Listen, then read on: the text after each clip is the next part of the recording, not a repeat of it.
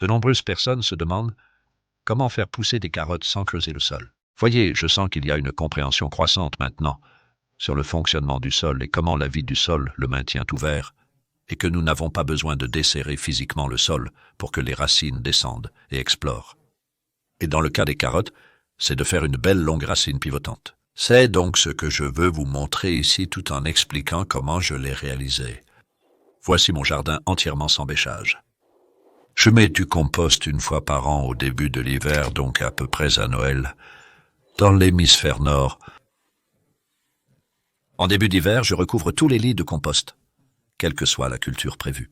Donc, je ne suis pas ce mantra habituel concernant les gros mangeurs et les petits mangeurs, que je vais cultiver des carottes ou des pommes de terre, ou du brocoli ou du chou, je mets la même quantité de compost. Et puis dans ce cas, les carottes sous ce filet sont une deuxième récolte.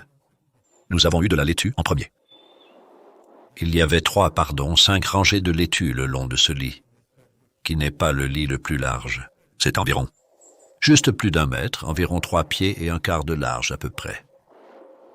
Et nous récoltions la laitue au printemps, à partir de début mai et après l'une des récoltes le 13 juin, donc il y a un peu plus de 3 mois, c'est maintenant le 18 septembre.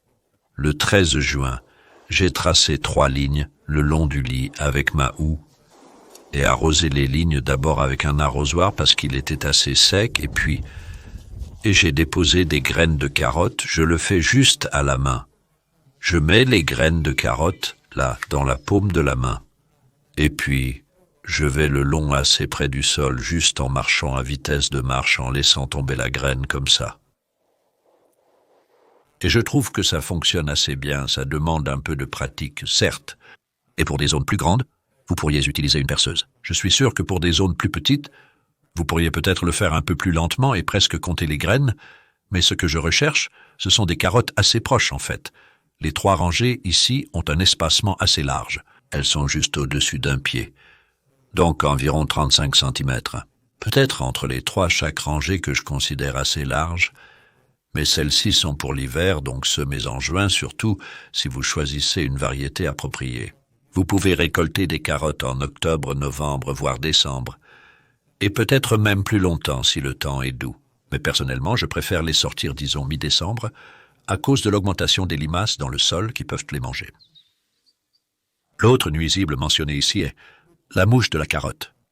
Il s'agit donc d'un maillage fin qui empêche les mouches des carottes, de pondre leurs œufs sur le sol près des carottes, et ensuite, lorsque les œufs éclosent, les petites larves s'enfoncent et mâchent la carotte. Et donc, j'espère vraiment ne pas voir ça. L'année dernière, j'ai mis le filet trop tard l'année dernière.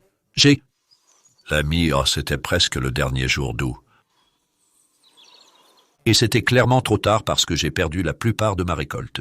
Vous savez, c'était vraiment mauvais à manger. C'est pourquoi c'est un nuisible sérieux s'il est dans votre région. Ce qui est assez probable, au moins dans les régions tempérées.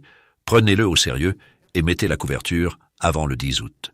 Celle-ci a commencé environ le 8e et parce qu'ils recommencent à voler en fin d'été, début d'automne, il y a 2 éclosions par an. La mouche de la carotte. La première au printemps, début à mi-printemps, donc avril, mai. Et je garde mes carottes couvertes tout le temps au printemps. Puis je retire les couvertures, vous pouvez les retirer, disons, à partir de la mi-juin, et vous pouvez cultiver des carottes sans mouche de la carotte dans nos grimpeurs. Du moins ici, entre la mi-juin et le début août sans couverture, mais pour le moment.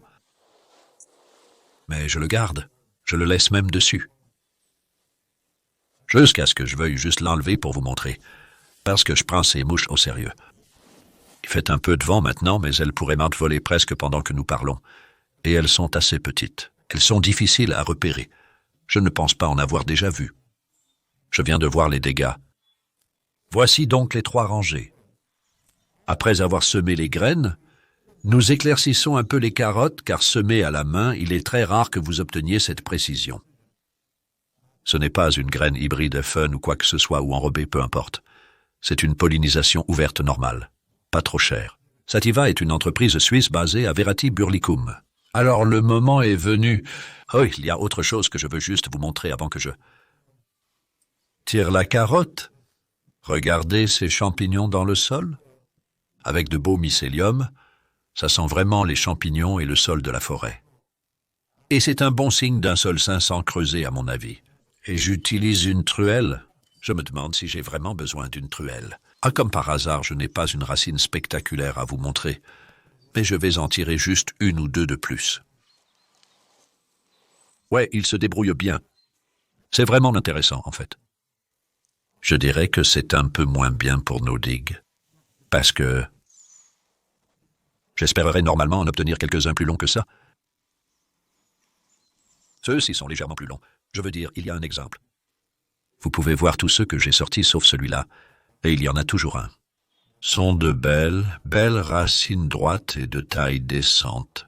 Ils sentent bon. De plus, les mycéliums blancs sont encore une fois intéressants à ce sujet. Je ne suis pas inquiet. C'est agréable de vous montrer car certaines personnes, si elles voyaient ça sans savoir, pourraient s'inquiéter en pensant que c'est blanc et que ça pourrit. Mais non, ce n'est qu'un dépôt de champignons à la surface de la carotte. Et ce sont probablement les champignons qui aident les carottes à prendre racine et à trouver de l'humidité et des nutriments. Donc vous pouvez voir à quel point ce sol est meuble. C'est assez incroyable. Je peux simplement en ramasser une poignée comme ça. C'est un sol non perturbé, même si je l'ai un peu dérangé maintenant, c'est certain. Et si vous alliez les conserver pour l'hiver, ce que je ferais serait, dès que je les récolte, de ne pas les nettoyer et de laisser un peu de terre dessus. Comme vous pouvez le constater, c'est actuellement sec. Nous ne les avons pas arrosés et il n'a pas plu depuis environ 3 semaines. Donc, ils avancent tant bien que mal. On prévoit de la pluie la semaine prochaine, je suis donc content de l'entendre, mais je procéderai ainsi. Je retire juste les feuilles. Si vous laissez des feuilles sur les légumes racines, elles continuent à extraire l'humidité des racines. Alors retirez-les dès que vous le pouvez après la récolte. Et ensuite, je les mettrai simplement dans un sac en papier. Je vais les stocker pour l'hiver dans un hangar frais. Et je n'ai pas de chambre froide ou quoi que ce soit. Je trouve qu'ils se conservent vraiment bien dans un simple sac comme ça, sans sable ni rien, toujours à la recherche de la solution la plus simple. Et voilà. Donc je m'attendrai à ce que ce lit, qui fait environ 10 mètres, 30 pieds de long. Je ne peux pas donner de chiffre exact, mais j'ai retiré une quantité importante de carottes, comme vous pouvez l'imaginer. Et donc ce second semis d'été, dans ce climat tempéré, vers la mi-juin, je le recommande pour l'hiver. Nous pourrions commencer à récolter maintenant, ayant obtenu des semis un peu plus tôt, mais ma récolte principale serait en octobre-novembre, à conserver pour l'hiver.